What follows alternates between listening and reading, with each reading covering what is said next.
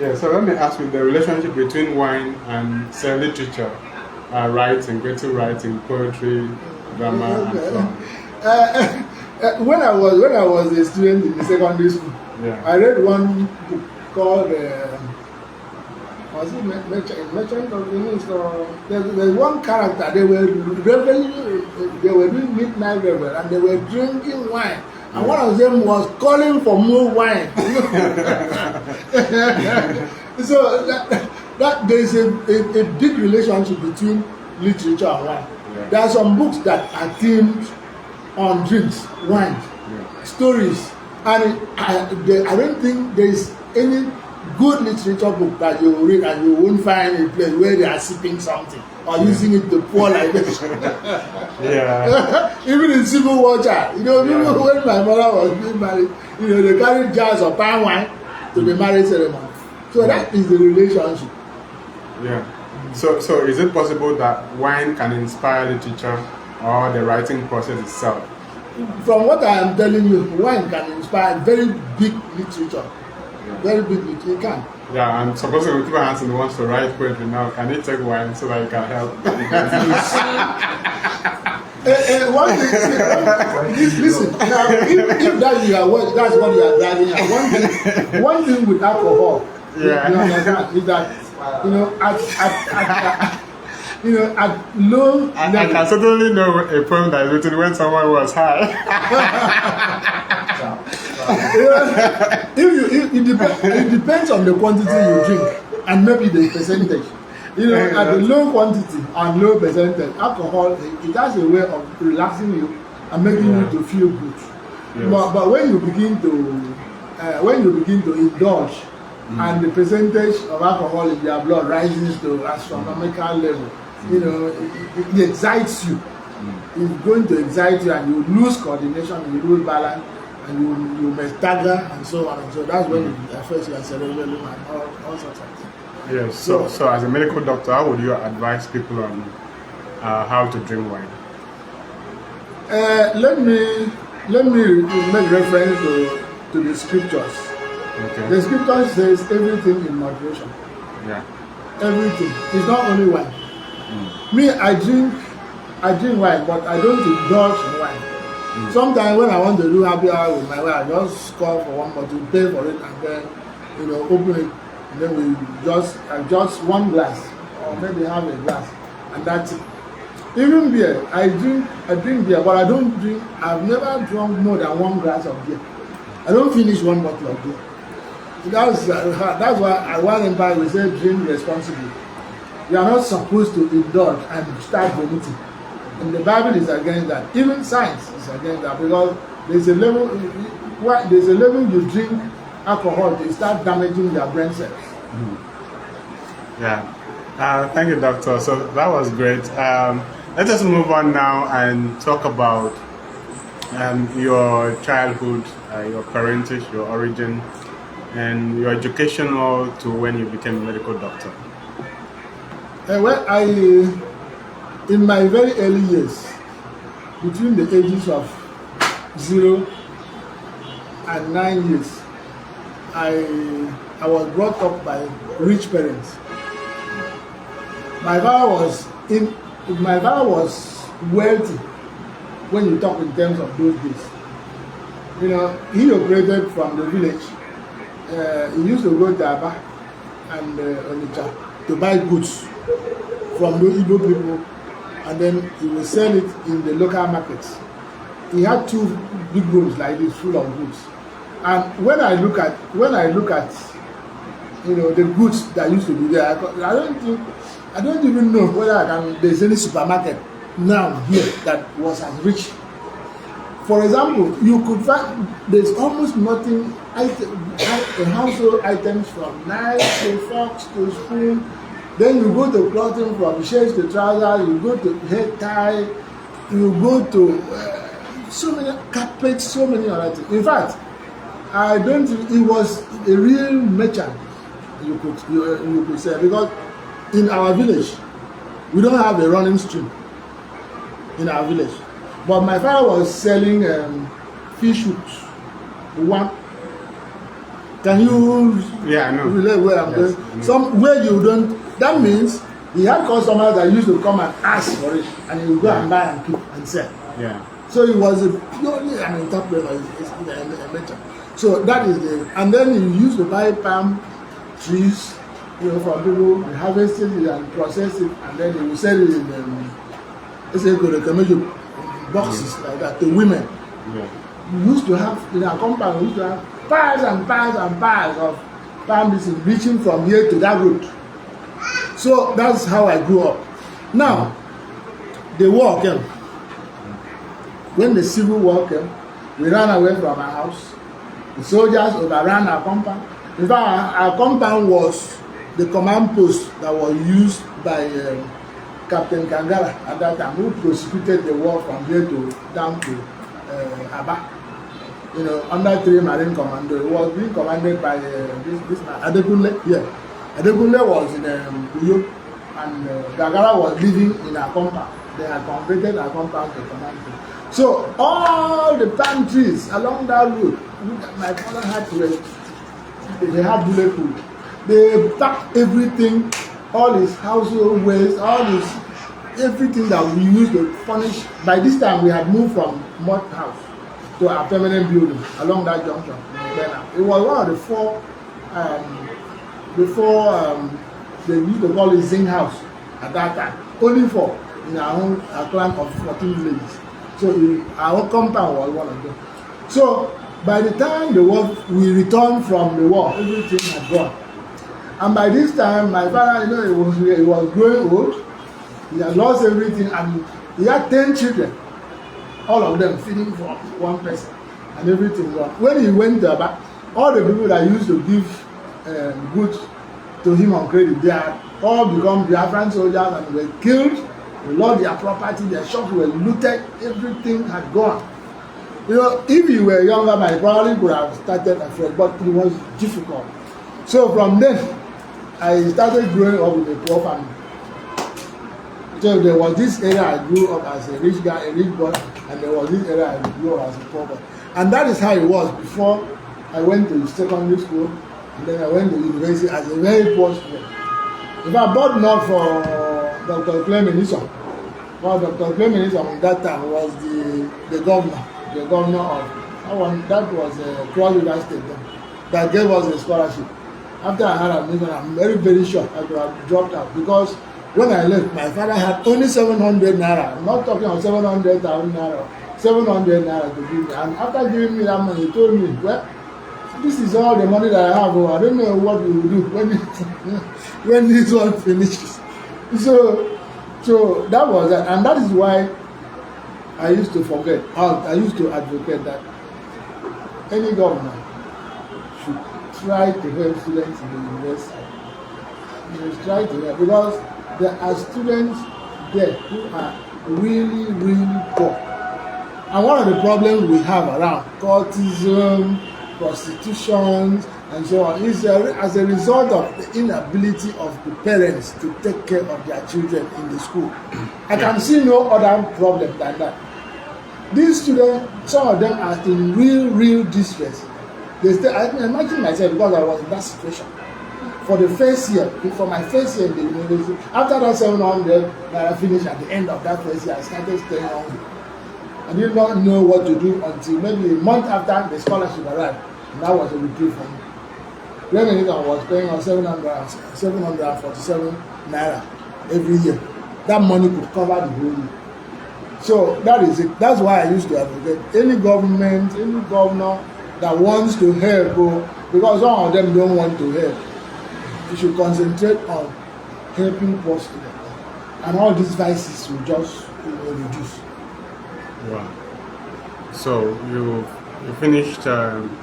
What year did you graduate? You mean what? From university. I graduated from medical school, the University of Ife, as a medical doctor. I have said before. After that, I went to University of Nigeria Teaching Hospital to do my specialist course, and that's where I got the national postgraduate medical college in public health, and I also did a masters in public health MPH. I also did another master's degree in this University of Uyo in the Department of Health Education. So that is it. Yes.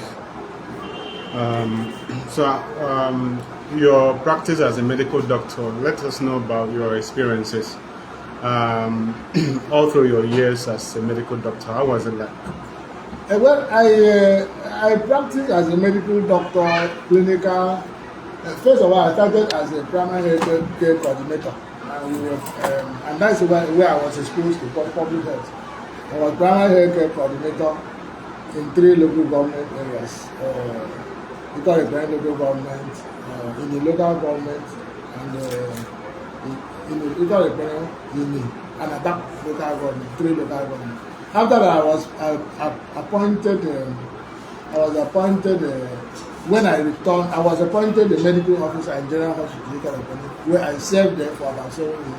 Before 2004, I proceeded to specialist course at the University of Nigeria Teaching Hospital, where I have all these qualifications that I'm telling you about.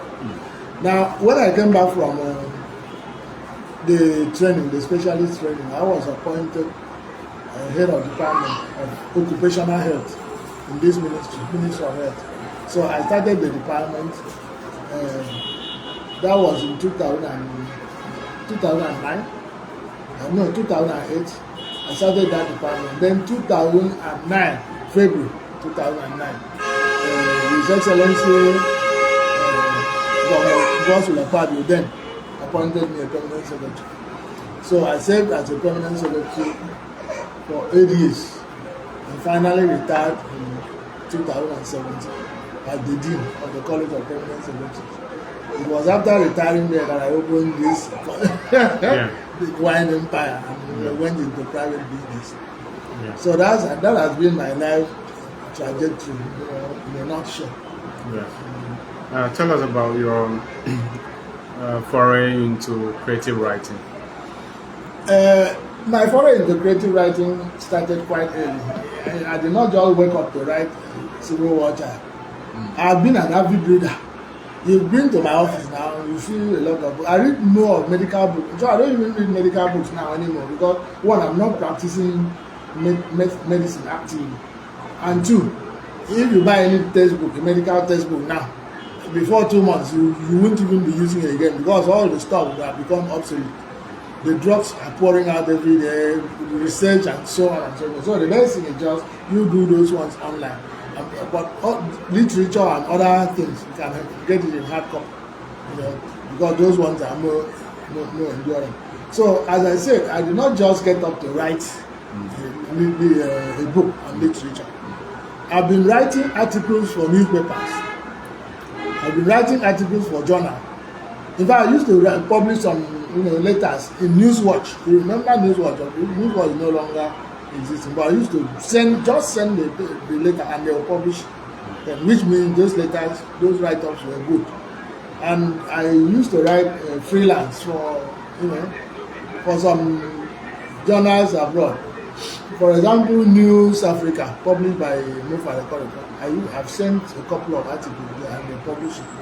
I had a column in a Censor newspaper. I was also writing for Chronicle, many of those ones. Before I finally said, let me try my hand on creative writing, yes, as a book, Civil War child. This is a chilling story. It says here, true blood chilling story of how an orphan child survived the Nigerian Civil War. Is that you? Yes, it is me. But sometimes I leave it to the reader to go and decipher. Though it is, I tried to veil it, but you see, you couldn't veil everything because at a stage you have to let go. But the experiences I had during the Civil War, those experiences kept haunting me until I had cause to upload it in a book. It was after I wrote that book that I was really free, because all that time, it was sometimes I would wake up in the night. I would dream about war, shooting, people being killed. Then I would wake up to find out that it's true. It continued and continued and continued like that endlessly. I know it is the suppressed childhood experiences that we're trying to manifest. I don't know whether to say spiritually or I don't know. That we're trying to manifest in other rooms. So it was after I wrote this that those symptoms, I was like I said, I was healed of that symptom. I'm no longer dreaming about war again. So when you hear people talk about war today, what will you tell them? War.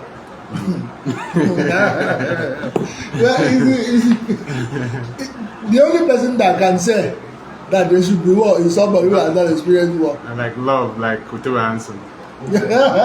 No, and these ones they look gentle. I don't think they can advocate war. You see, war is not something a human being should advocate. I'm telling you, because I have seen war as a child. 8 years, 9 years, I was when the war started. I saw it. I saw how in front of our compound. Right now, there's a story building standing there. But what stood in front of our compound at that spot at that time was a little eatery hotel. They call it a Tibetan hotel. It wasn't a permanent building. It was much filled with mud. And the pit that they dug to remove mud to plaster that wall, soldiers used to, on more than 10 occasions, they will bring somebody from Utibe, soldier. They will bring Biafran soldiers from Utibe, from anywhere, I don't know, and then they will shoot them and push them into that pit. Anybody who does what I'm saying now, anyway, the guy has built foundation, story building foundation. But if it were possible to dig that place, I'm sure you will not assume anything less than 50 corpses that I saw with my eye as a little boy. They were doing it routine for weeks running. That was before immediately after the Nigerian soldiers have pushed up to Utibe and we returned from home. They will catch you, say saboteur, and they will shoot you and push you there. Many times. People were abandoning their children who just move like that and they sit hungry, swollen belly, and then they die. Many of my playmates, they died. I don't know how. My father was a very exposed person, so he could manage to keep us alive. 10 of us, you can imagine. So how I even managed to escape and live up to today is just God's mercy. Anybody who talks about war has not experienced war. War is not what you see in the film, because that one you watch. If there's a situation of war now, whatever you run away, because if you stay, they will kill you. And whatever you had, all these things you won't see. You carry this laptop, somebody will collect it from you at gunpoint and sell it, or just throw it away, burn it, and you'll be there. I mean, it's a dog-eat-dog situation. So nobody should talk about war. If I don't even wish to see war before I die again. Yeah. So in that case, what's your vision in writing Civil War Child? You mean what motivated me to write? Yeah. In fact, what motivated me to write is what you are just saying now. So to tell Nigerians, especially people from this part of, not people from this part of the world, Nigeria, because it's this part of the world, Akwa Ibom State, part of Cross River State, then that experience war.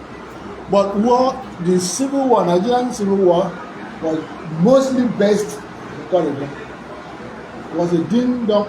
For 3 times running, Nigerians will push them to the boundary of Abia State. And Biafran will regroup and push them back across and almost reach this way 3 times. And they don't do that with sticks, guns, bazookas, gunshots, bombs and things. So almost every house in our place was razed to the ground. There were few single houses, the few things are unincluded. They take overrun by soldiers. All the goods gone, everybody displaced. If you look at this, the back of this book, you see a little boy carrying a bucket on his head, And then it's not even malnourished. The artist didn't make him to look malnourished. I wasn't even malnourished. That is the artist's impression of me. The night he ran away from my house. I remember clearly that I was wearing a blue short knicker. I don't like wearing shirt to sleep, even up to so I was not wearing a shirt. So when my mother woke me up, they had already packed these loads and were standing outside. My mother came and woke me up, from that sleep. And when I followed her, I did not put on any, gunshots were everywhere. So they just carried this something of clothes on my head. It contained a few household items. My elder sister were carrying those. My father had a load on his bicycle.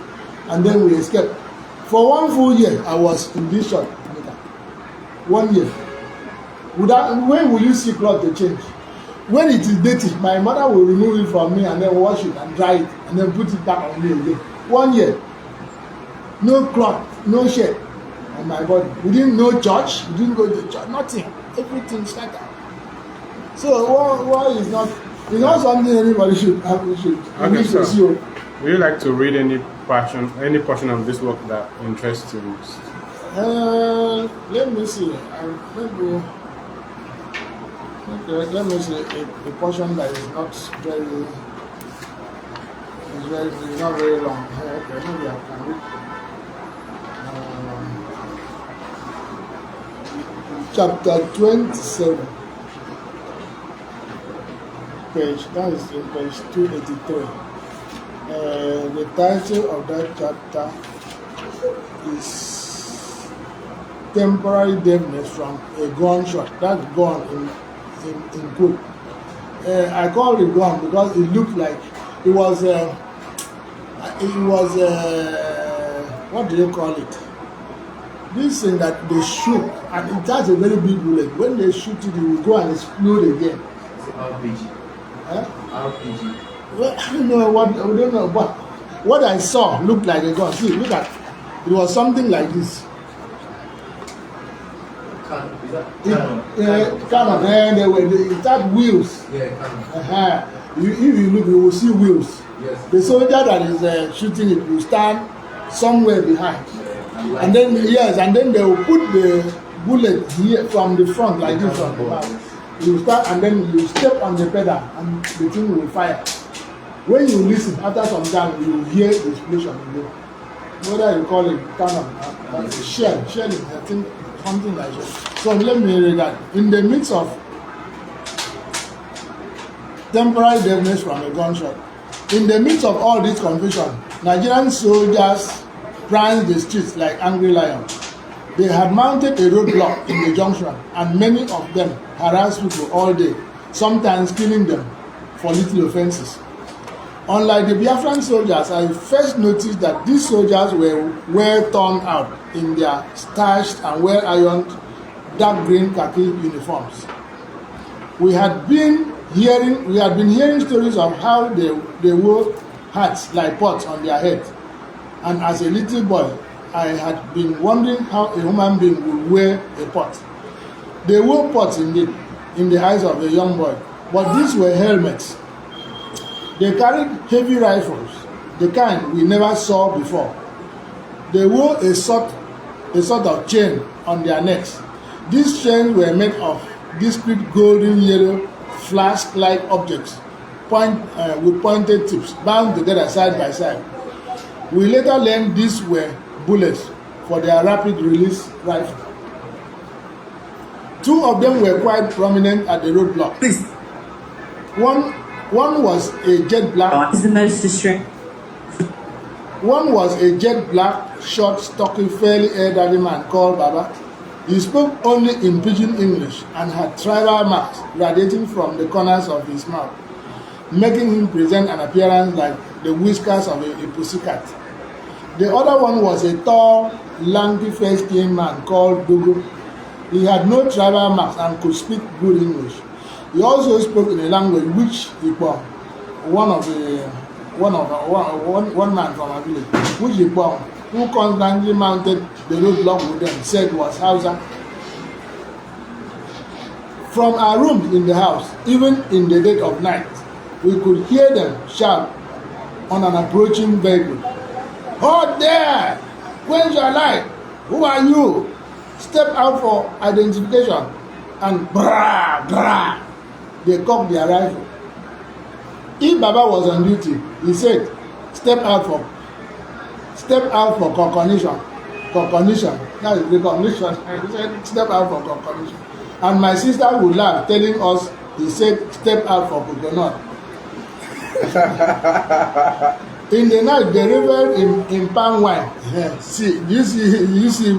Yeah, wine. In the night, they reveled in palm wine and beer at the local joint in front of our house. The bar was called Utibe Hotel, owned by one Uko Wanwa, the father of Line Ushakwanubang, a teacher from Biabong. And sometimes they commandeered any woman they saw and fancied. They took her to their house and returned her in the morning. Their commander, a well-polished soldier, used to come at no fixed time in an army jeep with a double compartment. I cannot tell if he lived in Uyo or Ikorebene. He came with 6 or 7 well-armed soldiers at any time in the back of the jeep. He sat in the second compartment, often with a girl. Each time he came, he was with a different girl. If he came in the morning, the girl he came with went to where Asano killed cows and sold their part at the premises of our church. Then she purchased a part of the cow, usually the tongue. When he finished his inspection, he left, and the bomb would come to my father and talk about him. He said the name of the officer was Gagara, and that he liked eating the tongue of the cow. He said he could not be killed on the war front because the medicine that was prepared for him for protection was made with the tongue of the cow, which was why he liked eating it. Sometimes, quite unexpectedly, the man came with a horse in the back of the jeep. At times, he removed it from the back of the jeep, mounted it and rode around the church premises. We admired him excitedly. One day, his jeep was accompanied by a huge green-colored lorry. It was full of well-armed soldiers. They jumped down from it and removed long wooden boards from its back. This they placed at the bottom of the lorry, the ends touching the ground. Then they rolled out a massive gun from the back of the vehicle. It had a wide mouth and a long body attached to 2 large wheels that I showed you. It also had 2 long metal rods attached to the body, just in front of the wheels. This was used to stand it on the ground. The officer stood by one side, issuing orders. After removing the gun from the vehicle, they fell into 2 lines. The officer shouted at the top of his voice, "Attention!" And all of them simultaneously stamped their feet on the ground. Brah! Their 2 feet together, arms by the side, and palms folded tightly. Can you see the picture? Yes. Standard eyes! Brah! By this time, their booted feet were spread apart just slightly. Their palms were placed one atop the other on their backs. The officer then reeled out a long, incomprehensible command, and they started marching left, right, left, right, left, right, left, right. It was a most beautiful sight to behold. Their hands and legs moved in unison like robots. Women and children gathered to watch the spectacle and clapped as they gyrated in one beautiful formation after the other. Then they broke into songs, sometimes in a language Ibom told us later was Hausa. Ezobe, Ezobe, Soja Biafra Dambanza, Oyuku Nyamni, Nyamni Yamutu Yakare. That is Hausa. That's Hausa language. Do you know the meaning? Yes, I know the meaning. It's Okay. later that the soldier Biafra. That is Biafra said Dambanza. That is Dambanza. Banza is a bad man. That is son of a bad man. Dambanza. Banza. If you say something is Banza in Hausa, it means it's not good. Okay. You understand? Banza. Ojuku Nyamini. You know Nyamini, huh? Nyamini Yamutu Yakare. That is Nyamini Yamutu. Mutu means die or kill. Yakare means finish. That is Nyamni Yamutu Yaga. That's Nyamni, they are going to die finish. That's the interpretation of that Hausa song. So that we have Radam Banza, Oyugo Nyamni Yamutu Yaga. And then another song in English language. What of that's his speech? Well, that is what I heard. Call it what you like, but that's what I heard as a small boy. So, and then another song in English language. That one I was singing. It said, Ojukwu wanted to separate Nigeria, but God once said Nigeria must be one. We are fighting together with God one to keep Nigeria one. That's exactly how they we are still one today. One Nigeria. After the song, their commander shouted, "One Nigeria!" And the soldiers replied, "One Nigeria." We are still in that one Nigeria today. Yes, today.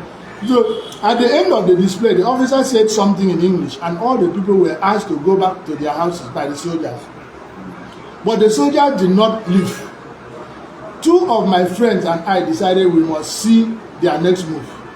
We sneaked into the back of the church and entered the balcony through an opening that was collapsed. It's funny. That was led by a collapsed fancy block. Then we crawled on our tummies on the cement floor in order not to be seen by the soldiers. We moved slowly but steadily towards the front of the church, behind the balcony, and positioned ourselves just a few meters where we could see them clearly, but they could not see us. From this vantage position, we could clearly see what they wanted to do. So, from the back of the lorry, the soldiers removed the long yellowish tubes. These tubes looked like bullets they wore on their neck, but were much larger. These they placed side by side on the ground. 3 of them lifted the giant bullet and slipped it into the mouth of the giant gun. That's what I told you. Apparently, it was very heavy from the way they were grunting and struggling while lifting it. Then they ran very far from the giant gun. One of the soldiers, wearing something over his ears, stood behind the wheels. The officer stood close and removed the same thing from a green bag that he hung on his back and placed it over his ears. Then he shouted, "Fire!" The 3 other soldiers ran even further, placing their hands over their ears. The soldier standing by moved 2 steps towards the gun. Then he stepped on something attached to the back of the giant gun, like a pedal. I had never heard such a loud noise in my life. It was as if someone had slapped me inside my two ears from the explosion. I felt dizzy and faint, and my stomach began to churn. When I looked at my friends, their faces had become contorted with similar pains. We did what all we did was crawl very fast to our entrance point and ran away into the bush. I felt dizzy for about a week and did not hear anything. When my mother asked me what was wrong with me, I had to cock my ear towards her. Even then, sometimes I did not hear what she said. This continued for a long time, but gradually my hearing returned. Oh my God. Thank you very much. Small boys will always be small boys. If we were told not to go and close to that girl, you wouldn't have. Curiosity, small boys curiosity. In short, we didn't even know what they wanted to do until the explosion nearly shattered our eardrums. Oh my God. For almost, it was up to 2 months or 3 months before I could recover my hearing fully. It was a very traumatic thing. So that is the chapter we call it. Well, it's amazing that you recorded these experiences for us in our generation to read, and I hope that you would do something that could be read. That could be read by children still on the war, but probably a redacted form, maybe Yes, that can be read by children in secondary schools, still to pass on the message about the war and its consequences and the need for us to live in such a way that we will not go back to war. So, on that note, I would like to ask you: is it possible that Nigeria could find itself in the 1969 situation, and what can we do to avoid that? The 1969 situation is already brewing right now, because many of the things I see today are what led to the Civil War. Many of these things. In short, what remains now is for one person to mobilize a group of people somewhere and declare secession, because it is exactly what was happening at that time. So the solution to that, let me tell you, in 1963, when Nigeria became a republic, a federation, our founding fathers, Bafemi Awolowo, Sardauna of Sokoto, Nnamdi Azikiwe, Michael Okpara, Margaret Ekpo, and so on, they sat over a constitution and drafted the regional constitution for Nigeria.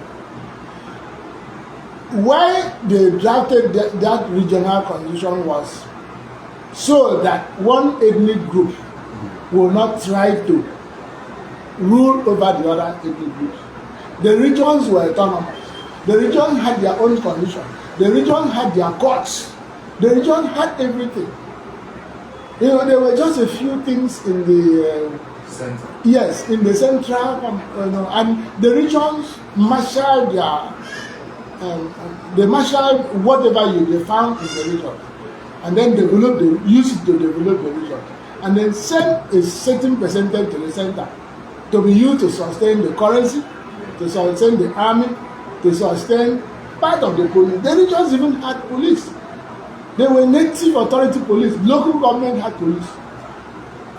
Do you understand?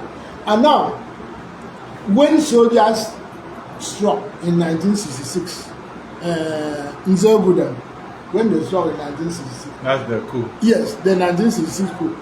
I cannot say here. Okay, the war started the next year, 1967. Yes, 1967. It started and ended 1970. See, the war started like this, and I recorded it here. Okay. When those soldiers made a coup, most of the people who organized that, who were involved in that coup, were Igbo officers in the Nigerian army. And they were the predominant officers in the Nigerian army. They go to school and all that. Other regions were feeling insecure because of this kind of thing. And when the Igbo officers struck, whether by a mission or commission, most of the people that were killed there were either people from the southwest or northerners. No Igbo person was killed. So, predictably, the northerners saw it as an Igbo coup. You understand me? You didn't kill any of their own, but you killed our own people. A few, people from Western Nigeria were killed. So, they went, they organized their people and went on, let me say, a revenge mission. As I am told, somebody even told me that some permanent secretaries, some northern permanent secretaries were calling their soldiers and asking them, when are you going to avenge the death of your kinsmen? Yes, somebody told me. You see, this is not the time to keep quiet over everything, because as an elder, I saw these things happen, and the signs are already there. And we need to prevent the reoccurrence of these things. So we must speak out. So, predictably now, northern soldiers organized a counter coup 6 months after. By this time, Ironsi, had, been installed as the commander-in-chief. Ironsi was an Igbo officer. I think he was the oldest in the Nigerian army or something like that. I don't know. I'm not very sure. But he had been installed as the commander-in-chief. And worst of all, some people helped him to draft a unitary kind of arrangement to rule the country. So nothing else, nothing.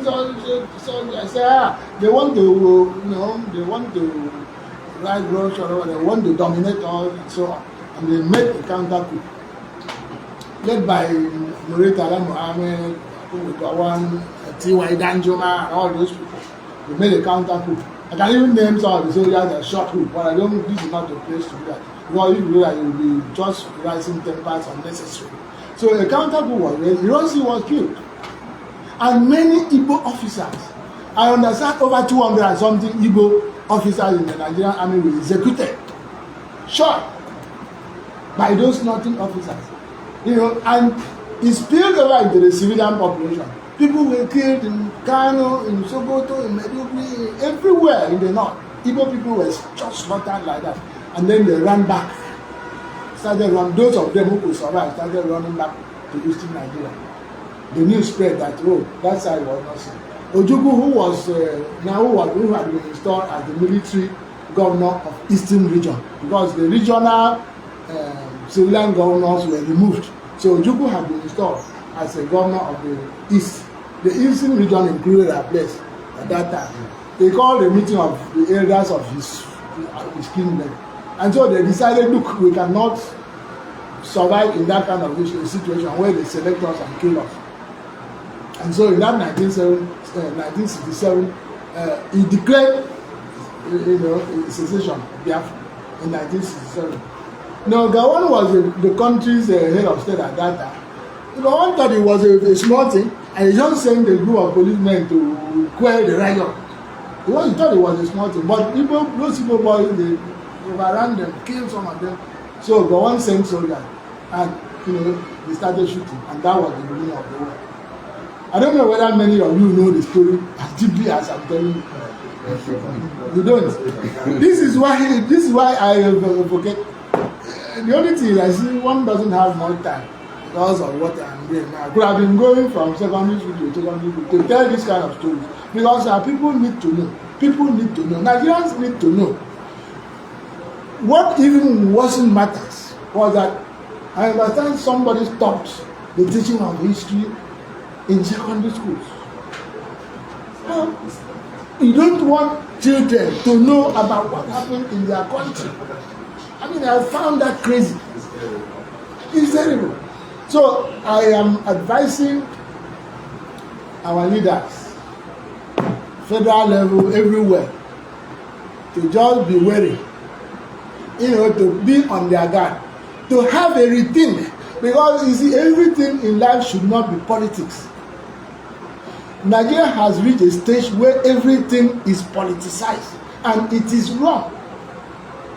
It is very, very wrong. Look at how can same human beings, same Boko Haram, same terrorists to go and start killing human beings, kidnapping for you to make a political point. How can you do that? It's not easy. As somebody who has seen all these things before, I'm just advising Nigeria. Me, I'm not a politician, but I need to advise. I need to say this thing out. That I am seeing the signs that I saw before the Nigerian Civil War. I saw it with my two eyes. Nobody is telling me the story. I saw it. Many of the people who are at the helm of affairs now were not born by that time. And many of them don't even know what I'm talking about now. But I need to sound this one that this is what I saw. This is what I saw. Well, Doctor, you've really done so much. In the first place, by writing this book, because particularly we need to record perspective of the war. I would like you to talk to us about, the Akwa Ibom experience in the war and how it is different from the other people's experience from the war, that has been recorded. In recorded history, how has the Akwa Ibom experience in the war, how does it differ from the experience of other regions in the war? It is after I published this book, this Civil War Child, that I discovered that almost everybody from this Akwa Ibom in particular, from this Uyo, we want get everywhere, up to Aba, up to Ikono, or in fact, the whole of Akwa Ibom, that I discovered that everybody in my age group is a Civil War child. Because everybody has one story or the other to tell of his suffering during the war. And I've made it clear. Yes, Igbo people suffered a lot during the war. There are people who were killed and so on and so on. But I can tell you that Akwa Ibom bore the brunt of the war more than any other state. You know that our people, and our people, Igbo people, Oron people bore the brunt of the war more than any other ethnic group in this country. But the problem, I discovered that most people have stories to tell, even more gory than the one I saw as a child. I'm even telling it from a child's perspective. What about people who were adults then, and whose wives were raped, and many other things happened? But for one reason or the other, our people have not told our own story. Do you understand? So when I wrote this book, I'm now quoting like those, because after our own generation becomes extinct, that will be all you'll be hearing will be second-hand information. We are telling the first-hand story because I saw it. There are other people who will tell it even better than me because they saw it. After this, our generation becomes extinct. That will be it. So I encourage people to write. I encourage people to discuss the work. Write about their own perspective. Everybody is not a creative writer. You will not be able to produce something as big as this. If you cannot write, commission somebody to do it. You can tell a story and it's recorded. Because after this, our generation, that's it. And people don't mind. I always say that I have not lost hope in this country because I believe that one day people will be sent. You understand? In 200, 300 years, people will want to know what happened during that civil war. And when they want to know, who will be there to tell the story if people don't write things like this? So they are great-grandchildren, great, 4, 5, 6, 7 generations who may become better than us. Who will be there to tell? I will not be there. These are the things that will be there. This should not be the only book on the Nigerian Civil War from this side. It shouldn't be. We have so many stories. Even this Utibe Hanson that I was talking to, Utibe Hanson, if he tells you his own story of the Civil War, you'll be amazed. So I've told him, even Anyeche, who is also a writer, and many other people that I know, they have stories of the Civil War, so they should put down something. Let us have a lot of literature from here circulating, so that our grandchildren will read and know that, oh, this is what our parents went through, that this is not good. Because I don't think there's anybody who reads this book who will advocate for war. I don't think. By the time you finish this book, you will change your mind. Like you don't want war. Yes, Doctor, and we want to thank you for donating this copy to Planeyo Book Circle. This is it. Donated to Planeyo Book Circle by the author, Dr. Nestor Udoh, on the 3rd of November 2025. So, Doctor, how do you feel about being the patron of Planeyo Book Circle? The thing is, I always feel excited, being in an academic setting. If I were not in the civil service and retired from there, I probably could have been a professor because I have a terminal degree in medicine. So what would I have been doing? I would be there in the teaching hospital, teaching students and doing all sorts of things. So I feel very comfortable being in a place where books and academics is being discussed. So I'm happy to be the patron of Planeyo Book Circle. Thank you so much. So I hope that during your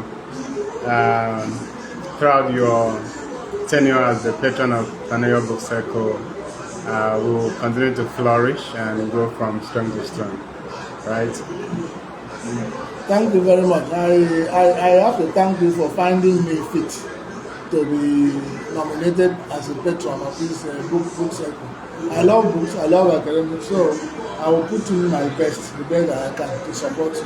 Yeah. So is there any is there any of your work apart from Civil Watcher that you would like to talk about? That will be another time because time is going. But I have another book which I even wrote before Civil Watcher, Leadership Secrets of God's Will. That one emanates from my experiences as the permanent secretary working with him, directly. So that one, some people used to think is a political book. I don't follow them because the main subject has been a politician all his life, and he's still a politician. He's now the country's Senate president. So if we discuss something about him, people are bound to say that it's politics. But this is essentially a book on leadership. Working closely with him, during the course of the work and the projects that we did, I found some qualities of leadership in him, which I think people who are interested in attaining high stations like him should emulate. Unless you don't want to attend a high station like him, then you just brush the way. But if you aim high, there are certain things that he has been doing and he did that took him to those positions. That's why I wrote that one. Okay, so could you give us like a glimpse of some of the secrets, or do we have to wait until when we read the book? I think you should wait until when I read the book because I don't want the session to be too long for some of our viewers. But goes with everybody. The most popular attribute that he has, more than every other governor, and more than every other person, is his generosity. Okay. This is generosity. But there are other things. He forgives easily, especially in politics. You understand? And somebody who is a leader, if you don't forgive, what will you be doing as a leader? You cannot be a leader if you don't, because people have their own human nature. And especially in politics, your people you are stock in trade, you are commodity. There is no way these people will not. Sometimes they will oppose you. Sometimes they will say bad things against you. But you will still continue to work with them if you want to go higher and higher. If you take some of them as enemy, that's where it ends. You yourself, you will be truncated because they will regard you as an enemy again. The next cycle of election, they throw you out, they won't vote for you. And you drop off. So if you want to go higher and higher, especially in politics, you have to exhibit that and this is what he has exhibited. He's a generous person, both in physically generous and generous in spirit. I can tell you that especially because of the free education that he declared. I work in Ministry of Health and other ministries, but the thing what endeared me to him most was that free education. I don't know whether it is because I entered the university as a poor student and I suffered the indignities of poverty, because there's nothing that can demean a human being like poverty. Nothing. So I don't know whether it's because of that, but that free education was the best program that he has ever instituted in this thing. Wow. So I think we really have so much to discuss with you, but we have to drop it off there for today. So I would like to thank you, Dr. Nestor Udoh, patron of Planeyo Book Circle, for coming on the show and for encouraging us. I thank you for accepting to be our patron. We know, and I'm sure that we will be in good times. We'll have many happy hours during your tenure as patron. And I would like you to continue to do what you're doing. You're doing a good job at the Wine Empire. Thank you. And I know that just as you gifted us this book, someday you give us one of the costliest wines. So that we share at Planeyo Book Circle. You deserve it. Next time I will come with some wine. Yeah, so you have to keep writing to encourage people. And also educate people about the war, especially the younger ones. Because you can also think of writing children's stories around the war too, for the next generation. Once again, thank you for coming. Do you have final words for the audience? Thank you.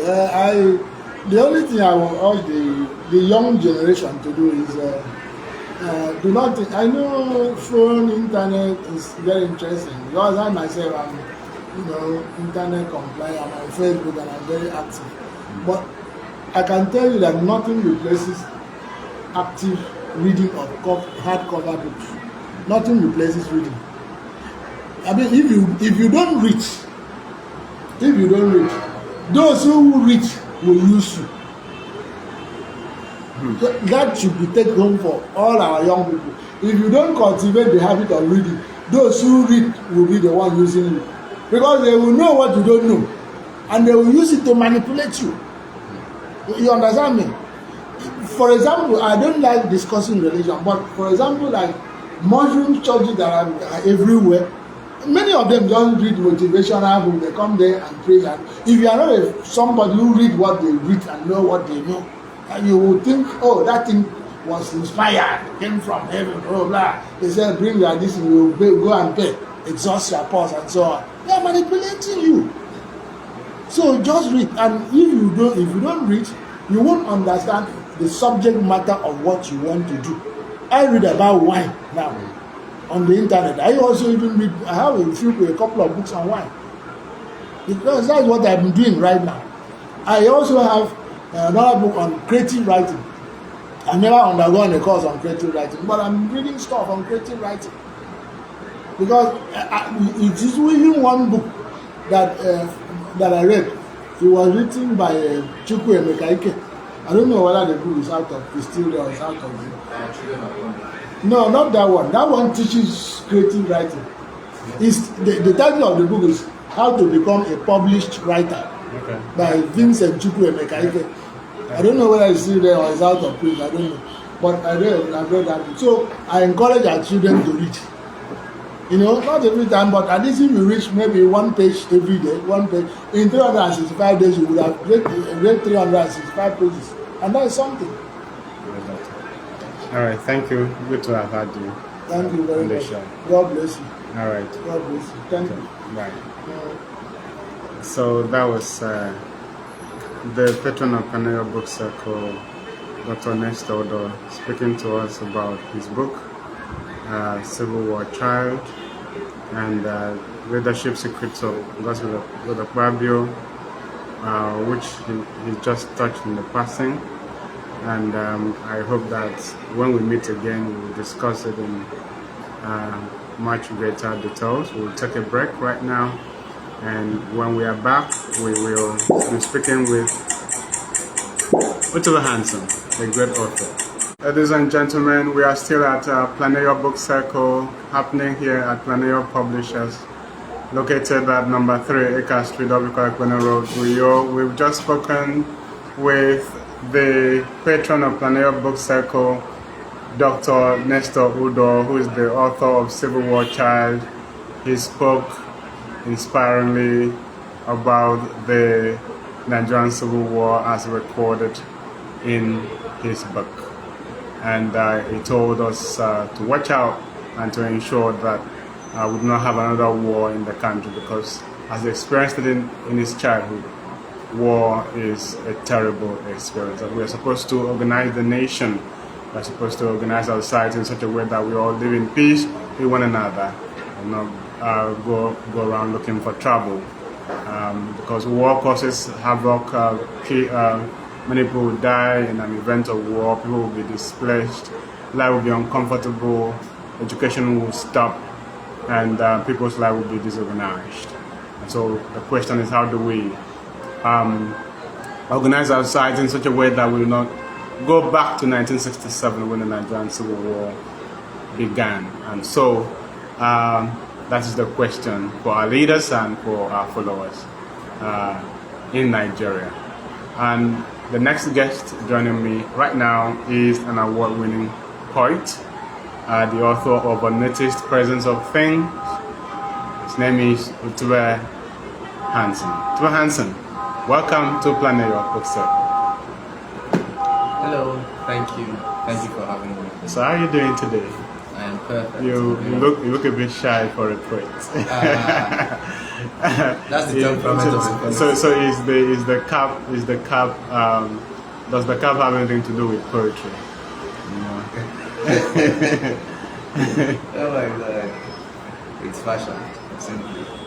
Fashion is poetry then. Of course. Of course. So it's like a poetic cup, right? Yes. I suppose it gives your face a kind of fresh identity. Oh my But God. this perhaps is the first time I'm seeing you wearing a cap, right? That's great. All right, so welcome. Talking about unnoticed presence of things, I remember that year in UI, I think it was around 2021 or so, I was sitting at the postgraduate hostel canteen, and then you came in with a rough copy of Unnoticed Presence of Things, and you wanted me to read the book, the collection, and then to make a comment on it. And I remember we sat down there, we discussed some issues, interesting issues about literature, politics, over food and drinks. So from that time, if you look back, maybe you say with nostalgia, because that's, as I try to recall, that's how it looks now. And between that time and when this book has come out, what has changed? What do you think has changed in your life? Oh, in my life. Yeah. Well, at the time, 2021. Yeah. I mean, we are just come out of the COVID year. Yeah, and so we're still trying to find our feet in society, in a different society, because the society had become different. So mostly that, and then it grew progressively to what we could make of our lives. And generally speaking, the things that could have changed, the book came out because at the time it was just there in its rough form. The book came out, the book got itself an award, and we are still alive. So yeah. So what level were you in terms of studentship at the time?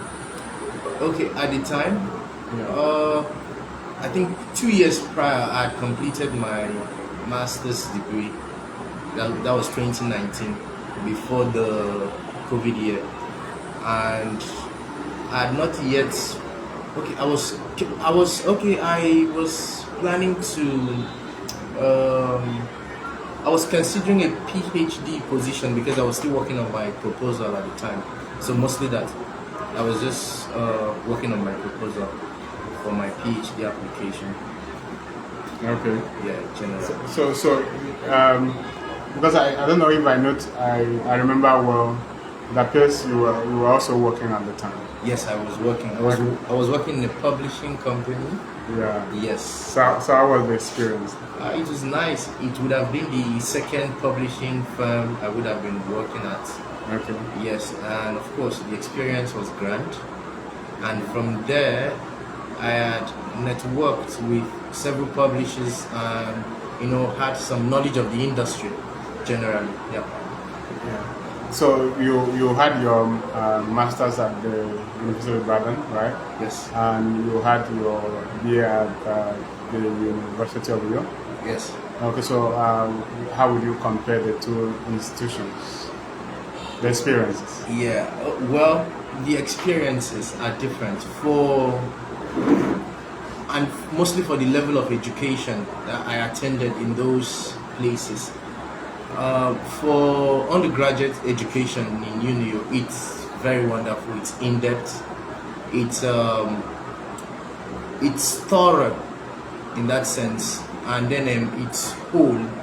Especially in the English department, there are no separation from the early stage of academia where you say, oh, those who are doing literature should go to literature, and those who are doing language should go to language. You are, bred through all of those courses until the apex of schooling in that department.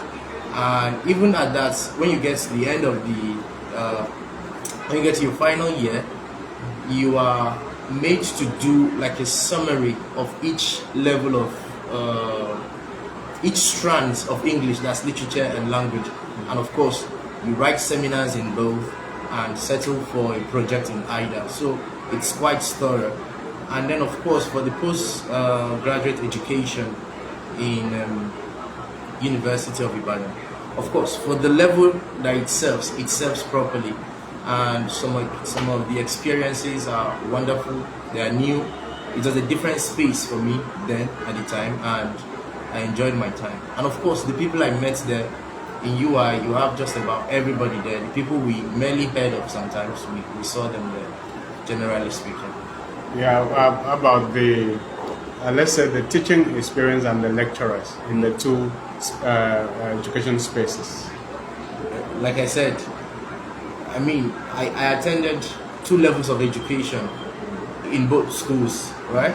So each served its bit. I have not experienced postgraduate education in UNIO, neither have I experienced, in some sense, undergraduate education at UI. So for the levels of education that I experienced, it was normal. But mostly my interactions, of course, let's just say, originally, I was well read before I came into undergraduate education. While at the undergraduate education, I was a model student. You can tell that.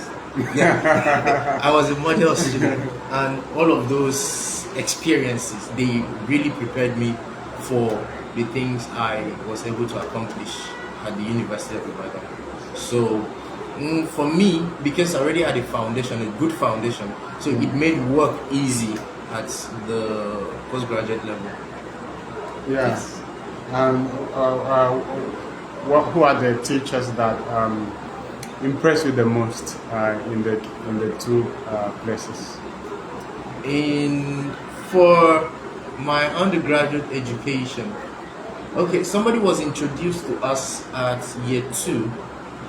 Alright, he came when I was in year 2, so he came, and it was, of course, it was mirroring something it was mirroring my temperament in terms of recitation of lines, quotation, because I remember I anchored one poetry event in UI in 2019, and for everybody who came to read a poem, I recited a poem that looked like it, like off the top of my head, and people were impressed in that sense. So Wow. yeah, so and I think we did up to close to 100 poems, I don't know, but it was close to that. So somebody was introduced to us in year 2, and he was like us mostly, and I even wrote a poem about him one time, and I said, it made us wonder how his little head could carry all he knew.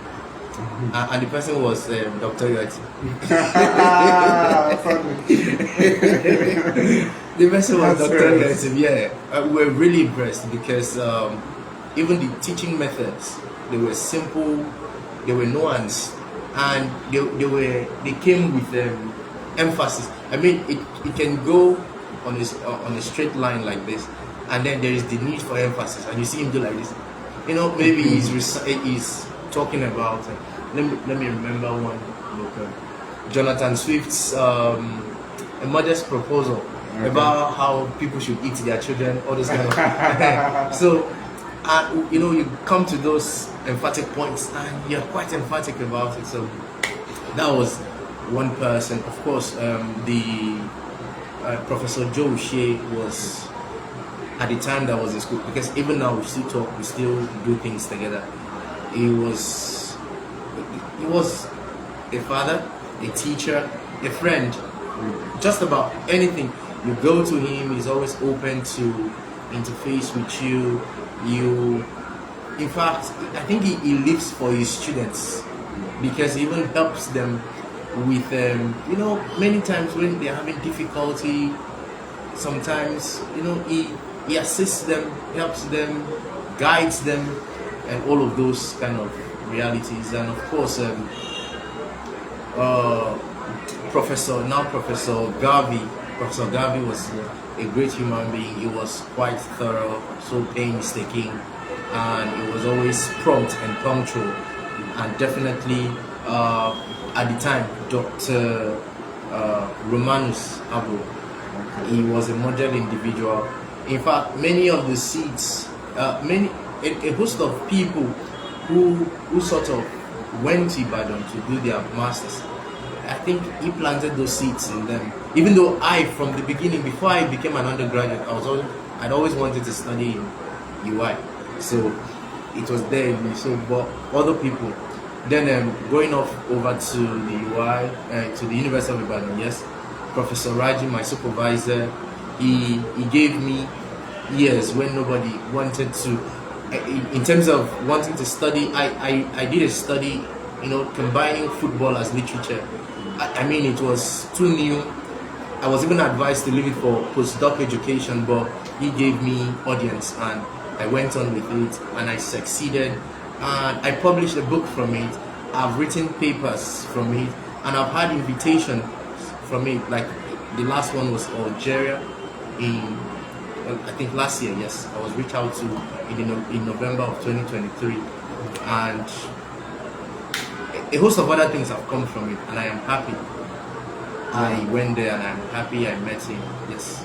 So how have all these experiences and mentors have shaped your vision and skills for creative writing?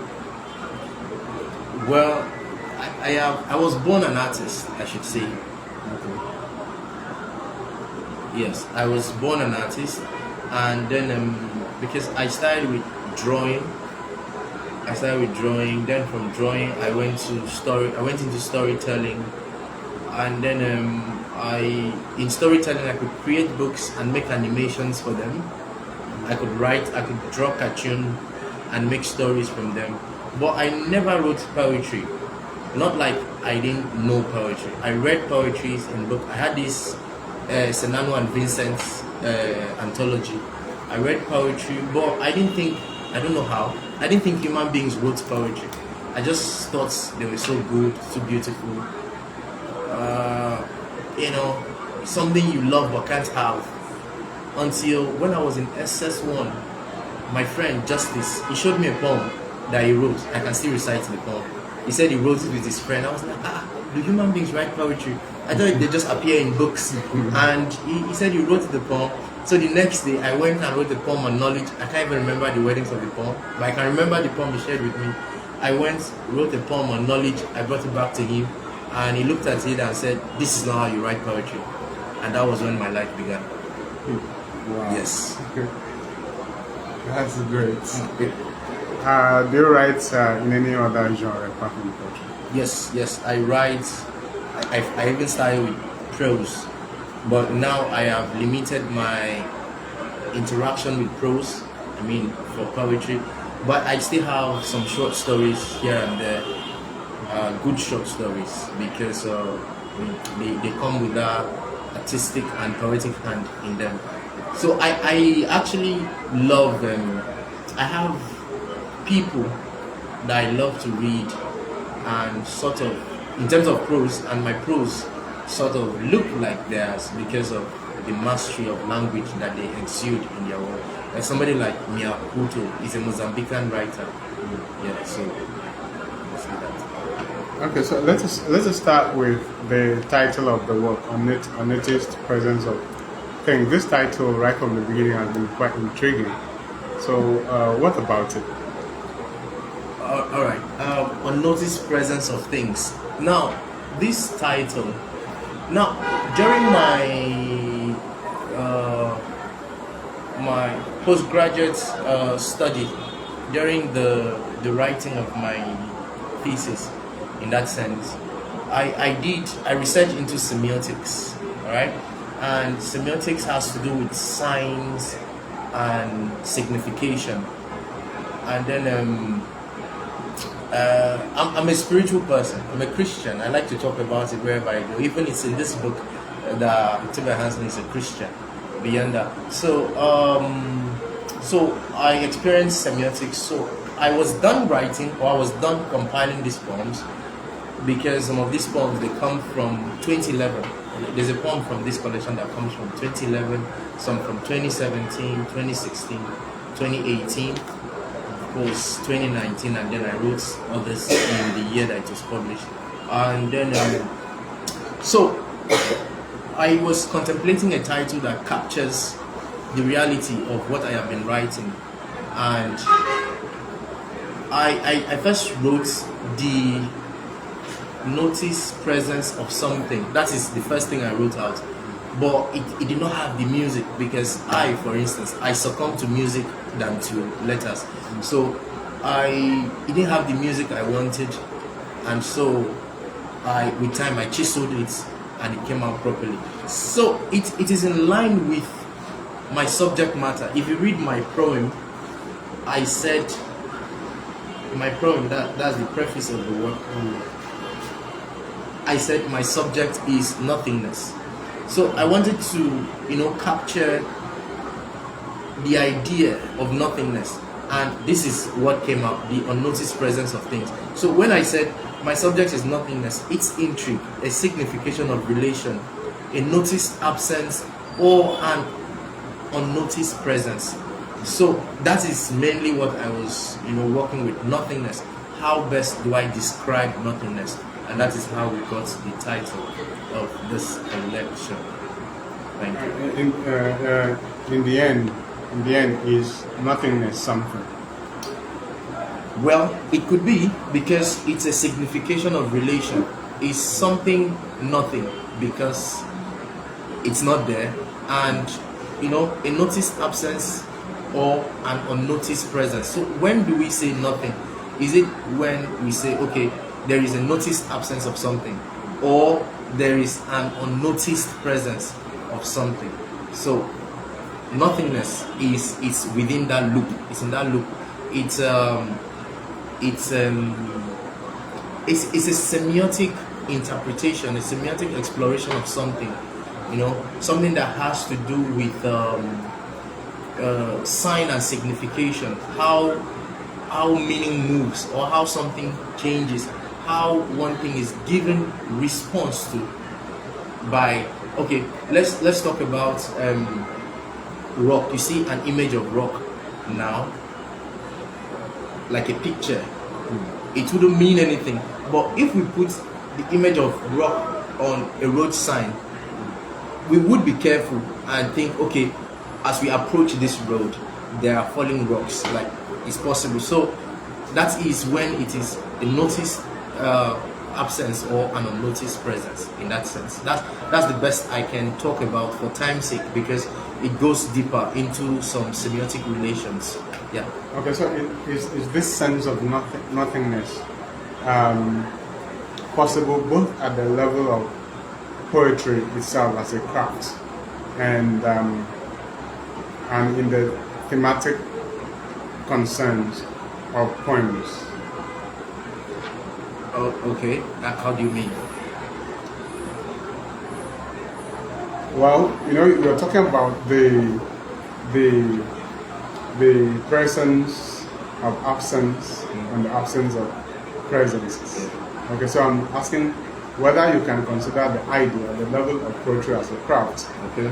the level of the thematic concerns of the poems. Oh, okay, I get it. Well, now in the writing, in the stylistic conception of poetry, right? There's something called erasure poetry. Erasure poetry can pick maybe a newspaper clip, right, and begin to erase some words, and now you read the statement, like the sentence, with what is available, like removing the erased words, and they will form a new sense from what it was when those words were. So that is something in the line of stylistic conception of nothingness, because it's there, yet removed, extracted, it still presents, it still gives an idea of something. Now, in terms of thematic preoccupation, of course, nothingness is like, of course, my subject here is nothingness. So many of the poems that you encounter, all right, points, or interrogates the idea of nothingness. When is something something, or when is it nothing? In that sense, yes. Okay, so before we go into the poems proper, let's just talk about that publication process. Okay. How was it for you? Well, the publication process was good. I'm happy I had a good publisher for this work. So this is what happened. After I put the poems together and I sent it to Knowledge, and he read the document, the first thing he asked me was, "How long have you been writing?" I told him, I've been writing since like 2007. Yeah, and of course, you could see the spirit, the maturity, the learning, the years of experience in the work, and we didn't waste time going into publishing, and he just took it and got it done. So it was smooth, and I'm happy about it. And of course, the quality of the work, the quality of the book in print is nice, it's good to hold, it's portable, and it's enjoyable. And the way the poems are conditioned or occasioned in the collection, it can be done. You can finish reading it at one sitting. At least I experienced that with Professor Joe Shea. When I gave him the book, he read it from the beginning of the book to the end, and he was really impressed. He was impressed even to the level of the acknowledgements. He was wowed by the work. And of course, the people who supplied me with the blurbs, they spoke the truth concerning the document, and I am happy, and the rest of the world is generally speaking. Thank you. And then the work went on to win the Anna Prize for poetry. Yes. How did that make you feel? Well, it gave me a sense of reward, like I was being rewarded for excellence, because the way I wrote this book, I think about it as a document of poetry with no badly written poems in it. I took time to chisel the poems, I took time to edit the poems, I worked closely with the editors, I worked closely with the designer. Even the cover of the book, the cover here, this was my conception, and thankfully the designer Olusegun David could reach into my imagination as I was describing to him and create something of this nature, and it's been very unique. So when the Anna Prize came in 2023, this book was published in 2022, I was happy. We're all happy for it, because it showed that it showed justice for the book. The book is well done, and it deserved what it got. Yeah, so in terms of prizes, what do you hope for in the future? Well, in terms of prizes, what I hope for the future, the truth is, I do not write for laurels, but when the laurels come, we receive them. Okay. All right. So I write, I create great art. I write something that is impossible to ignore. I do not rush over my craft, even though I don't have to take so long to prepare a craft. Yet, even though sometimes it takes me long to decide to create a craft, and though within the period in time that I have now decided to create the craft, it might not take me long to conclude. But all the period that I had not been creating, it was, my spirit was brooding over the thoughts.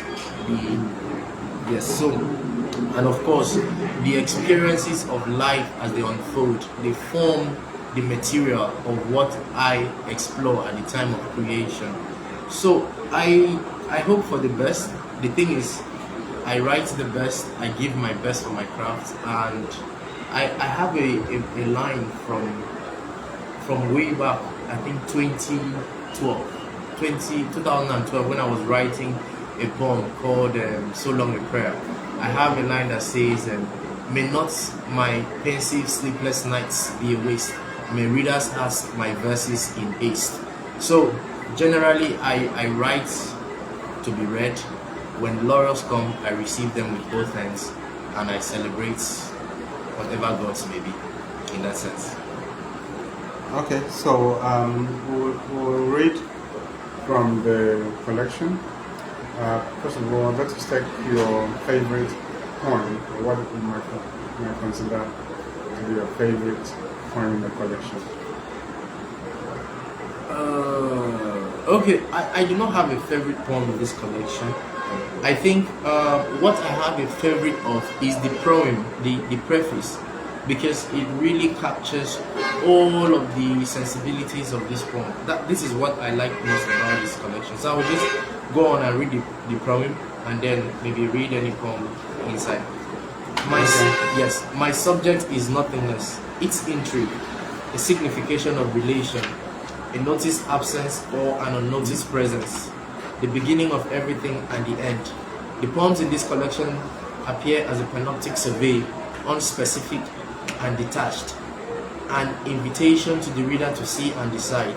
Therefore, fragmented preoccupations group most of the poems to find meaning within whatever context the reader brings to them.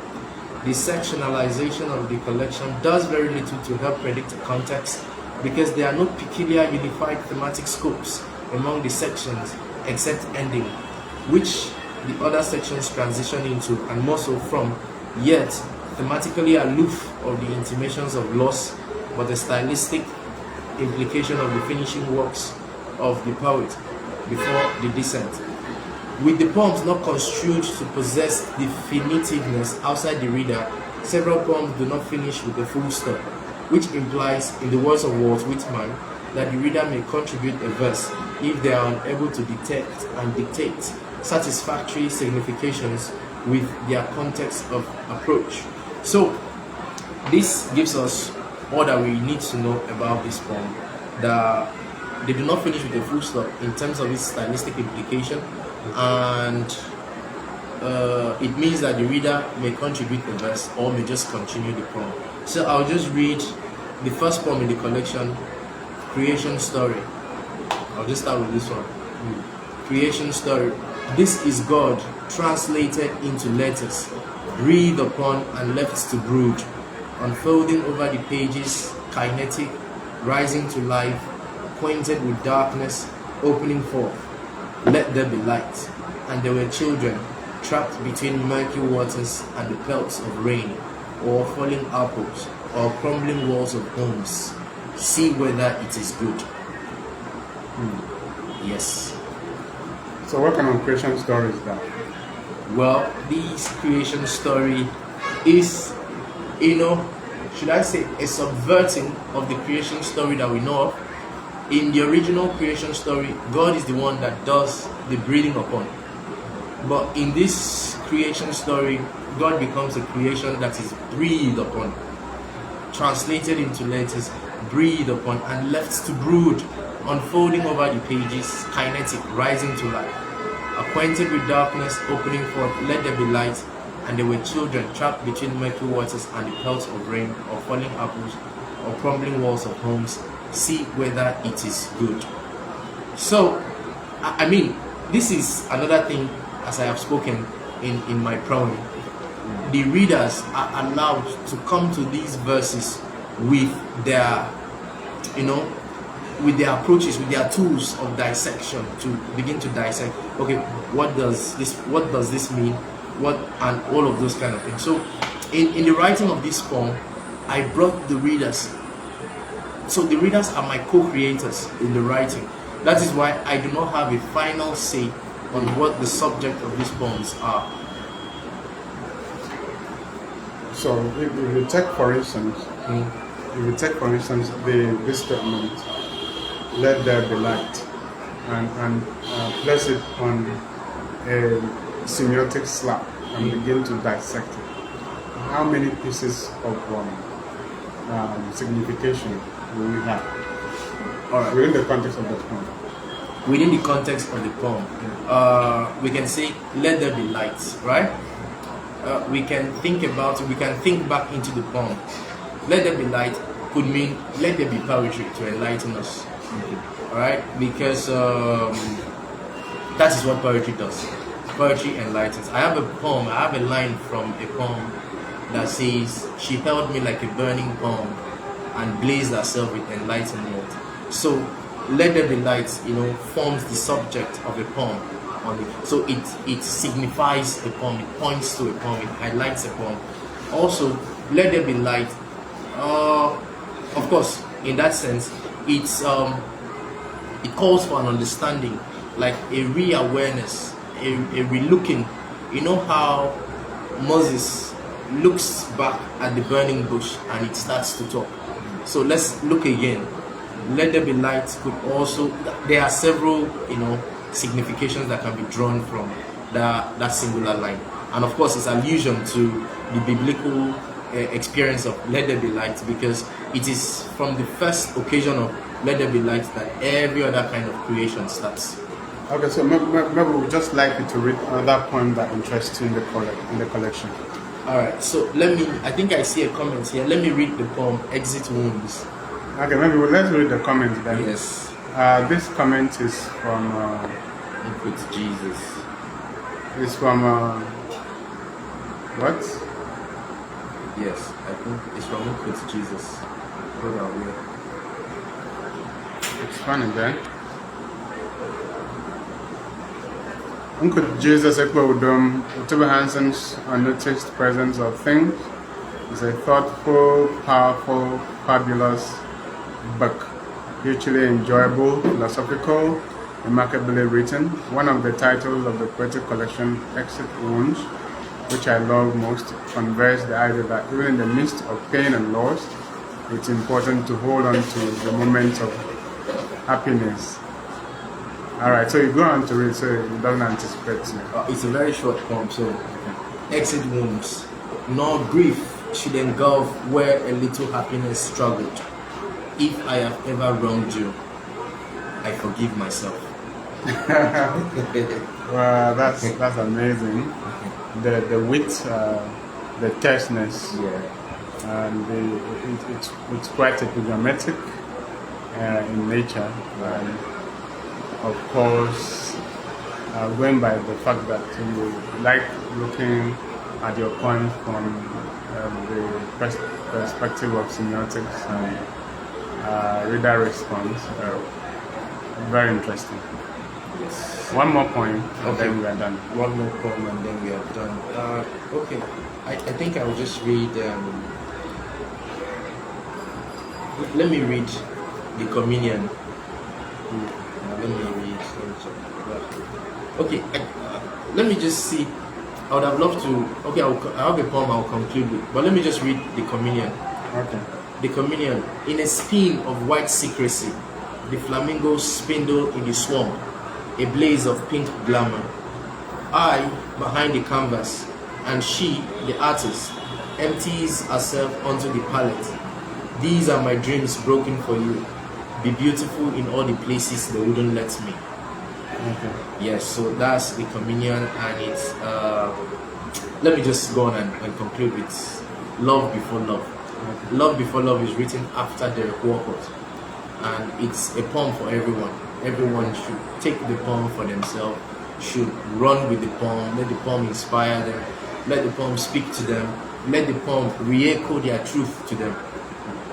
You are welcome to yourself, arriving in your mirror at last, having looked everywhere for purpose. For the first time, decide you are enough, smile and catch a flashback. Open your arms and wrap them around yourself and see your image hugging back. In all that search, in all that space covered, you have always been here, awaiting your arrival into your own infinity. Thank you. Yeah, so let's just talk about the poetry craft itself. What do you think goes into the art of making poetry? Yes, a lot goes into the art of making poetry. First thing is reading poetry. Not just reading poetry, reading well-written poetry, right? Reading well-written poems, that's one. Two, be present. Be aware to what is happening around you. There's a quotation from a film by Wes Anderson, The Grand Budapest Hotel. The man says, like there's an author in the film. He says the writer's work just needs him to be observant enough. Like if he is attentive and observant enough, people will bring stories to him. Alright? So in the craft of poetry, you have to be present. You have to read a lot, be familiar with concepts. There is no, I think talking about reading is like flogging a dead horse. Like there is no end to talking about you must read to create art. Your heart must be open to receive concepts and all of those kind of realities. That's one. Two, you must be responsible. Poetry demands responsibility. Responsibility to your community, responsibility to your life. In a bid to be responsible, you see yourself crafting works that saves, or crafting works that save, works that speak to, works that chronicle, works that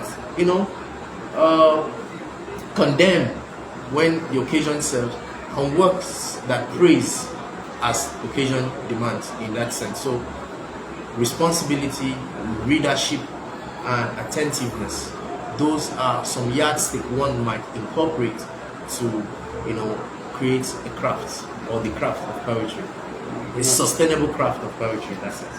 Yeah, so what function do you think poetry should serve in our time? Let there be light. I mean, poetry should be responsible to the people.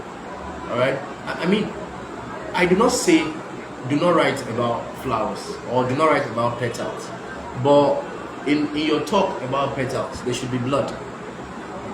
Petals of blood. Like our poetry should be the poetry of petals of blood. All right, because we are incapable as poets to, smell flower when there is blood flowing, right? I am not saying our poems, our poetry should, go around every aspect of life and try to arrest realities in these areas and mirror them to us. Let us, in your poetry, encounter what it is like to deal with mental health issues. Let us, in your poetry, encounter what it is like to, campaign for a cause. Let us, in your poetry, encounter what it is like to be a human being, free from oppression, free from, all kinds of evils, aimed or targeted at a person. Let us, in your poetry, come to terms with our own humanity. That is what poetry should do for us. Yeah, thank you. And that in itself is poetry. Yes. the very way you said it. So if you let's talk about maybe if you have a creative writing advice for someone apart from what you already said. Okay. Just a word or two. Yes. For a creative writer, I would say put your works out there, submit to magazines, get opinions of critics, attempt high-level craft. Like try to enter the rooms where the craft is highest. Maybe go for MFAs if you have to. But something I must advise is don't lose your voice. It is easier to lose your voice these days because everybody is writing alike, everybody is sounding alike, trying to get some recognition because there are certain prizes or certain recognition that are channeled towards certain kinds of writing, and then you begin to write like that, losing your essence. Don't lose your essence. In years to come, they will just cry. They will just, if you continue writing, if you don't have a unique standing, in years to come, you will not stand out. You will just be among the voices because the most prominent voice in that field of voices would always stand out. And if you are struggling to sound like that, your voice will not be heard. So don't lose your voice trying to sound like another person or trying to copy a craft. Maintain your voice. I'm not saying don't copy techniques or don't learn techniques from other people, but don't lose your voice. Don't begin to sound like, don't write bad poetry. There's a line I have from I praise writers. I praise writers who betray sense for rhymes and judging courses speak of famished climes, beset to see a bunch of waving trees at every instance of a howling breeze, and for bringing up the issue of time, quickly run through the subject of a mind. You see no connection as with canine, and we're counting from number 1 to 9. Don't do that. Write, let your voice be heard. Speak. hold on to your voice, learn techniques from every other person, and write from your heart, write to mirror society, write to show what is really in your heart. Yeah, so I hope that the readers are here to listen to you, as well as the writers. For instance, we have Prosper Ifeanyi, a great guy, watching us, I think, from the US. And we have Mary. I seem not to get this. But let me see if I can get everyone. My friend there, Emmanuel Edafi Rijodo, he's my friend. He's a writer himself. He's a researcher and a writer from the UK. And of course, Uncle Jesus, I can see him there. Yeah. He's in the UK too. I must acknowledge Richard Divine. Richard Divine has been watching us right from the beginning of this program. This is dedication. Thank you so much. Richard Wofi Jonathan has been watching us right from the beginning of this program. And of course, I think she has her own book club. Congratulations on your book club. And I hope you leave a comment for us, and I hope we get to talk. Victor Udoh, Victor Paul Udoh has been with us here, and I thank him for coming on the program. Ritwan Adediji, a great man. I like your comments. Thank you so much. And is there any other? Nancy Bush. Nancy Bush has been watching us right from the beginning, and I acknowledge you. Thank you. And then our good friend and Dr. Mikan Kuburok is here watching. And I must thank him. He's a devoted fan of Planeyo Book Cycle in the online department. And but of course, I hope to see him. We hope to meet him physically next time he's in Rio. The last time he came in, we couldn't meet because, of course, that was not the week for Planeyo Book Cycle. To other readers and watching us, I thank you so much for joining us for the third edition of Planeyo Book Cycle, the December 2025 edition of Planeyo Book Cycle. And from all of us here at Planeyo Book Cycle, we are wishing you a very Merry Christmas and a beautiful 2026 in advance. And we must thank, I think I see Monica Udoh, Dr. Monica Udoh is watching. Thank you for joining us. And we thank everyone. To all our guests, Dr. Nestor Udoh, Dr. Udemenana, who were here. Unfortunately, the representative of Dr. Cooper Paul from the University of Uyo Press could not stay on until his time. I hope we'll catch him some other time. So this is me, Dr. Yoitem, the founder of Planeyo Book Cycle, the MD of Planeyo Publishers, wishing you a great evening. Thank you so very much.